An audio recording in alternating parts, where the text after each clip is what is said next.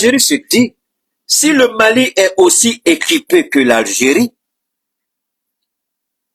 alors il y a péril à la maison.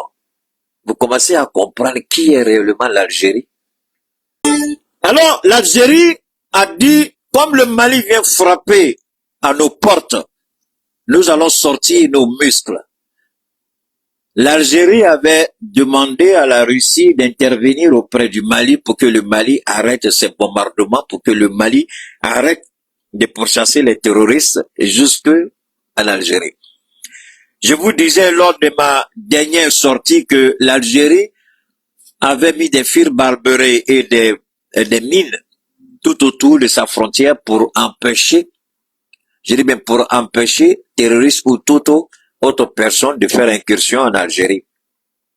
Alors, l'Algérie sort ses avions de combat, mais est-ce que nous, on a un problème avec ça? Tant que ces avions-là ne rentrent pas dans notre espace aérien, on n'a aucun problème avec. Je ne me rappelle pas que l'armée malienne ait bombardé les terroristes jusque dans la frontière algérienne, non. Il y a entre deux États, il y a ce qu'on appelle le No Man's Land. Le No Man's Land, c'est un espace qui n'appartient ni au Mali, ni à l'Algérie. C'est un bout de terre qui n'appartient à personne. Donc, entre le Mali et l'Algérie, il y a le No Man's Land qui est là. Ça, c'est un. Deuxièmement, l'Algérie, on se souvient subitement, totalement, tout à coup, qu'elle a des avions de combat. Parce que le Mali a frappé jusqu'à 1 kilomètre de la frontière algérienne. Au lieu de sortir les avions de combat, tu aurais dû d'abord comprendre que devenir une base arrière de déstabilisation, tôt ou tard, tu vas payer. L'Algérie se plaint du fait que le Mali est en train de chasser les terroristes jusqu'en Algérie. Nous, on ne les chasse pas, on a pris le contrôle de notre localité qui est Tezawaten, c'est ça? Le nom, je prononce bien, voilà. On n'est pas rentré en Algérie. D'ailleurs, quand la Mauritanie avait produit le même communiqué bidon, mensonger pour dire que on est rentré dans un territoire, qu'on a violé, pardon, le territoire mauritanien, on a dit c'est faux, c'est pas vrai. Pourquoi le Mali pourchasse les terroristes jusqu'à sa frontière? Elle n'est pas d'accord, elle riposte, elle se plaint. Mais est-ce que réellement vous pensez que cela peut changer grand chose dans l'attitude des forces armées du Mali? Rien. Est-ce que nous avons fait de la provocation? Pas du tout. Nous sommes en train de sécuriser notre territoire. De la même manière, l'Algérie a implanté des mines et positionné des fils de fer, des barrières. Je ne sais pas si c'est électrifié, mais je sais qu'il y a des mines autour. Est-ce que le Mali s'est plaint du fait que l'Algérie a barricadé sa frontière? Non. Elle l'a fait avec le Maroc. Est-ce qu'elle déploie ses muscles au niveau du Maroc? Non. Alors, l'Algérie croit qu'elle est forte, elle est puissante, elle peut. Mais c'est la même Algérie qui avait essayé des négociations souterraines, dissuader Vladimir Poutine de vendre au Mali certaines armes tactiques. Merci à toi, Aurel Kero. Comment vas-tu? C'est la même Algérie qui avait demandé à Poutine d'éviter de vendre certaines armes tactiques. Les armes tactiques, ce sont des armes de haute précision, ce sont des armes de dernière génération, ce sont des armes avec une technologie imparable. L'Algérie s'était opposée. Elle avait, à un moment même, elle avait dit à la Russie de faire le choix entre elle et le Mali. Parce que l'Algérie se dit, si le Mali est aussi équipé que l'Algérie, alors il y a péril à la maison. Vous commencez à comprendre qui est réellement l'Algérie.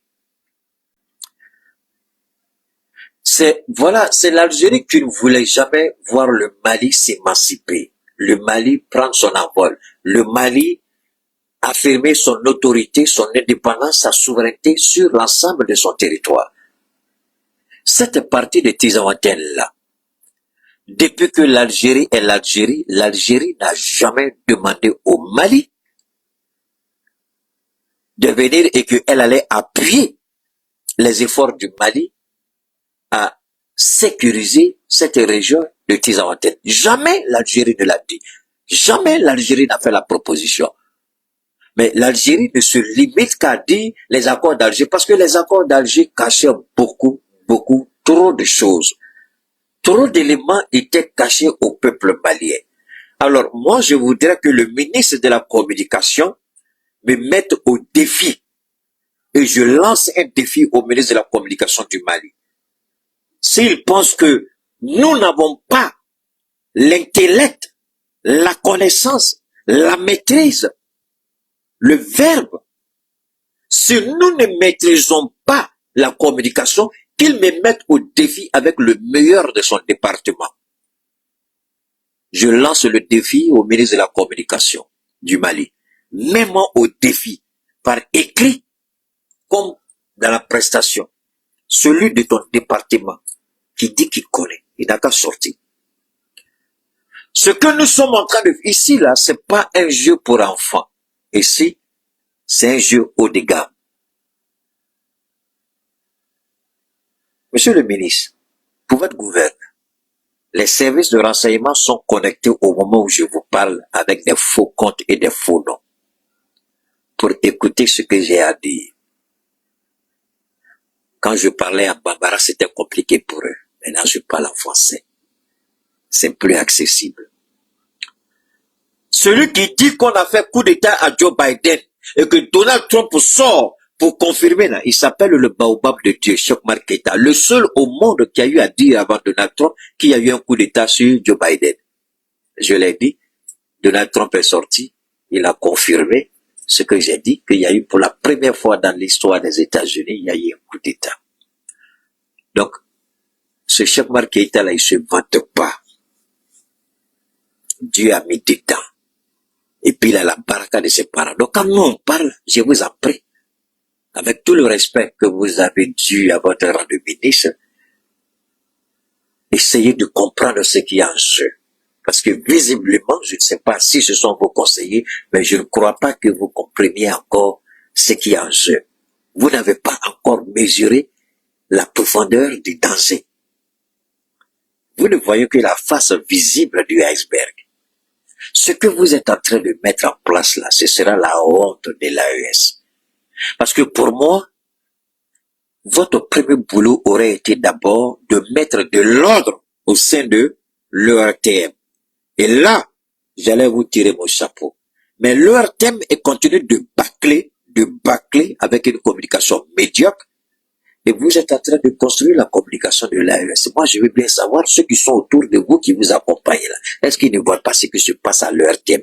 Quelle a été leur réaction? Quel a été leur conseil pour vous dire, il faut, parce que, pour avoir une idée de ce qui sera proposé comme communication de l'AES, on n'a qu'à regarder d'abord ce qui se passe à leur thème. Ce n'est pas Keïta. Oubliez-moi. Regardez, c'est la seule femme. La femme qui fait le, comment on appelle là, dont la voix qui fait le narratif de quoi la défense citoyenne là, la femme là, elle est militaire, elle n'est pas journaliste. À part défense citoyenne là, monsieur le ministre, qu'est-ce que ton département fait par rapport à l'ERTM? C'est ce même département là qui doit mettre la stratégie de l'AES. AES, le problème, Mambolo, on a oublié quand tu dis, hey, Bega Tugabara là. Parce que tiens, là, moi je vois, il n'y a pas de nouveau. Si leur thème même continue dans la médiocrité, le ministre est là.